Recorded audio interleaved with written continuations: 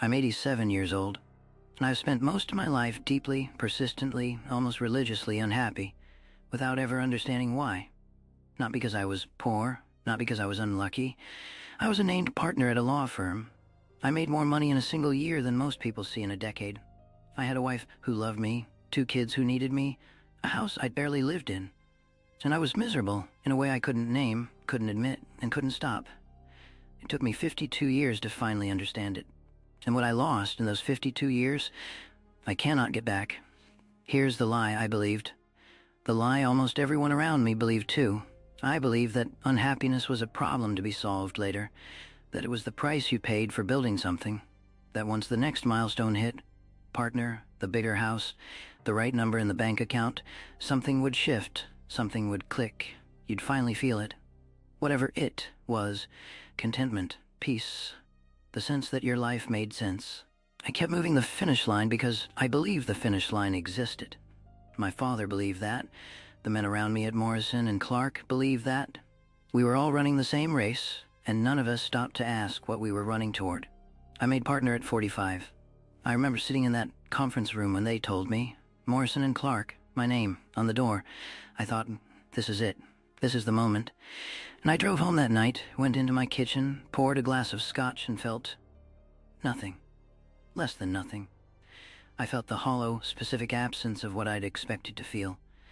Linda asked me how the meeting went. I said, fine. Went upstairs.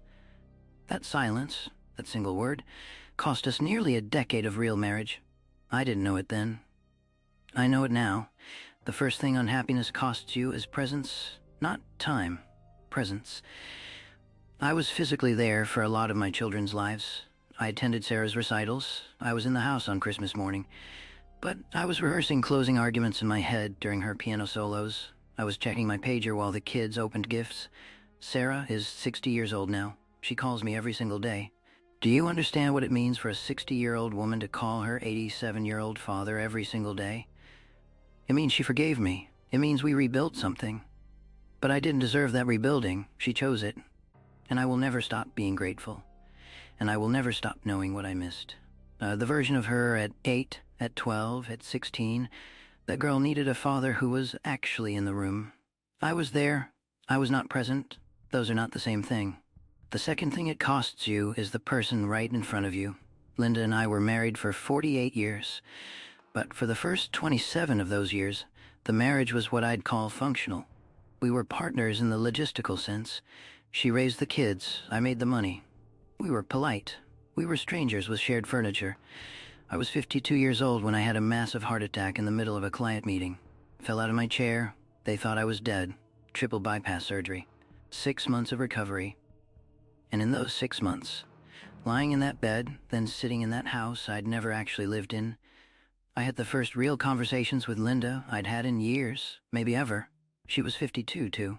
We'd wasted 27 years of marriage on surface, and we made a choice, together, to stop. We had 28 years after that. Real years.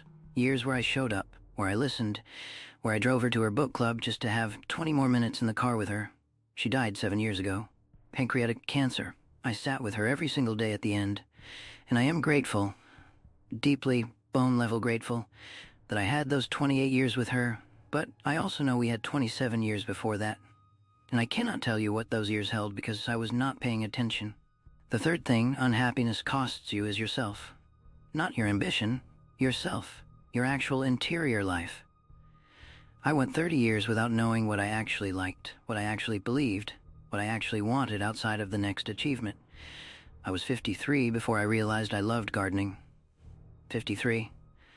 I'd walked past the backyard of my own house for 20 years and never once stopped to consider it.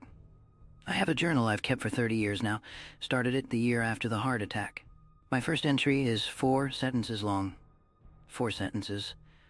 Because I'd spent so long performing thoughts at other people that I had no idea how to have one quietly, for myself, with no audience. It took me 2 years of writing to find my own voice on the page. 2 years to find myself at 53. Think about what that means. I was 52 when I finally understood the source of the unhappiness. And here's what I learned. Not from a book, not from a therapist, but from lying in a hospital bed at 3 in the morning wondering if I was going to see my kids again. I had a lot of time in that recovery. 6 months. The first 3 I spent in denial, telling myself I'd be back at the office by October, telling myself this was a detour, not a reckoning. The next 3 months, I finally stopped lying to myself. I looked at the ceiling of my bedroom and I asked one question. If I die at 55, what will I have actually lived? And the answer was so thin, it scared me more than the surgery had. I'd lived a resume. I'd lived a reputation. I'd lived other people's idea of what a successful man looks like. And behind all of that, behind the billable hours and the depositions and the travel and the performance, there was a person I had almost entirely neglected. Me. My actual interior life. My real preferences. My real fears. My real love for the woman I'd been sleeping next to for 27 years without truly knowing. Unhappy people are not unhappy because of what they lack. They are unhappy because they are not living their own life. They are living the life that was handed to them by someone else's definition of success, someone else's script, someone else's idea of what a man, a father, a professional is supposed to look like. I ran my father's race. He ran his father's race. Nobody ever stopped and said, wait, is this what I actually want? Is this who I actually am? The corporate world I lived in was very good at making you feel that question was a luxury. It is not a luxury. It is the only question that matters. And if you never ask it, you will spend decades winning competitions you never actually entered and arriving at destinations you never actually chose. Here's what I know now. Happiness, real, sustained, non-circumstantial happiness, is not a reward for achievement. It is a practice. It is made of small, ordinary, chosen moments. It is the cup of coffee at 6 in the morning when the house is quiet. It is the 20-minute walk I take every day now, slowly, with my cane, noticing things I couldn't notice when I was in a hurry. It is my grandson Josh calling me from his law school dorm at 10 at night because he wants to talk, not because he needs something. That is the compound interest of presence. That is what you're actually building when you choose to show up, not the milestone, the relationship. I want to do the math for you because this is how my mind works now. I am 87. I worked 60 to 70 hours a week for 35 years.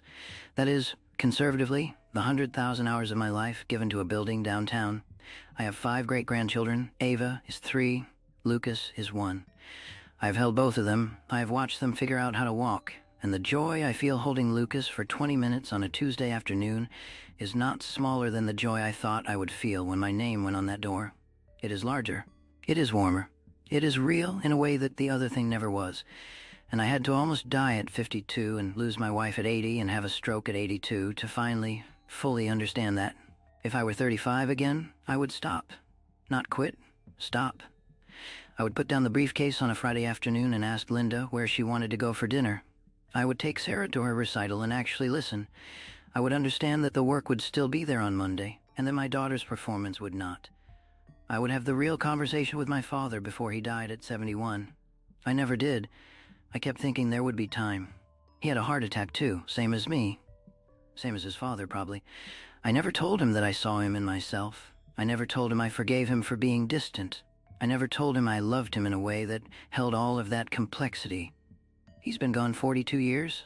I've lived 16 years longer than he ever did, and I carry that unfinished conversation every single day. What can you do this week? Not someday. This week. Call the person you've been meaning to call. Not a text, a call. Ask them a real question and then stop talking and actually listen to the answer. Close the laptop at 6 o'clock and sit with whoever is in your house. Not to do something, just to be in the same room, available, present. Write down 3 things you actually want your life to look like. Not your career, not your net worth. Your life, the texture of an ordinary Tuesday, the face you want to see across the dinner table, the conversation you want to still be able to have. And then look at how you spent your last 7 days and ask yourself how many of those hours actually moved you toward any of those 3 things. Be honest, that number is probably smaller than you want to admit. That gap, the space between what you say matters and how you're actually spending your days, that gap is where unhappiness lives. It is not dramatic. It does not announce itself. It is just a quiet and daily accumulation of choices that add up, year after year, into a life that never quite felt like yours.